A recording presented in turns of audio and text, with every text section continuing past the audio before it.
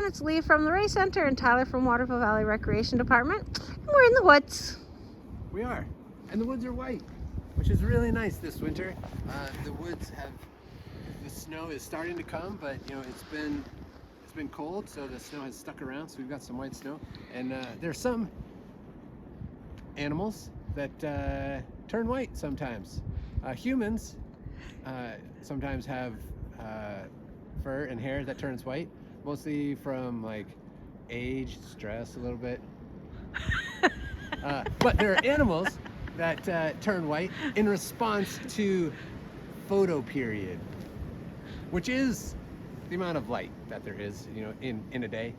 So in the fall, when that amount of light starts to get a little bit shorter and shorter, there are receptors on the back of those animals' retinas. So we're talking about like snowshoe hares, ermine, short-tailed weasels, ptarmigans, things like that they change their color.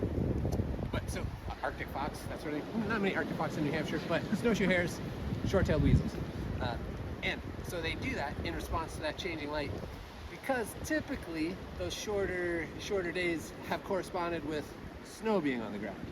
And so there's an advantage to being white if everything around you is white. If you are a prey critter, like a snowshoe hare, then you can be still and just be white on a white background, and you're harder to spot.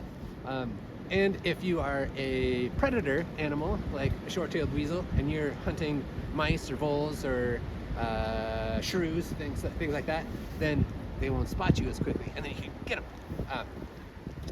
If there's no snow, it's not that useful, or less useful. But if there's no snow and you know that you are white, that is one thing. If there's no snow and you don't know that you're white, or like don't have a lot of reason to think about it, like if you are a hare, perhaps. But interesting studies, like ptarmigan will know. So male ptarmigan will come to a spot if it is like early season.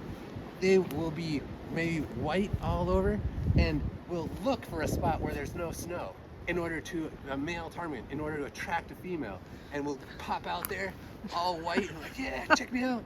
And then they'll do their thing, but then they'll disappear. But the hares typically don't know that they're white, so they will have the same response that they would have if they were in a snowy background, which is like freeze.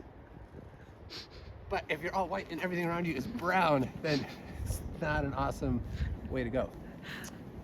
But there are some species of hare that remain brown, you know, year round. And so connectivity, you know, we often talk about having these big stretches of protected land and how those are important.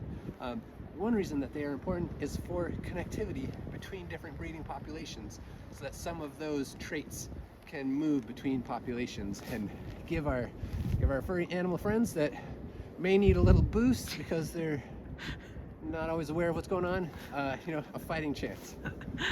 Thank you.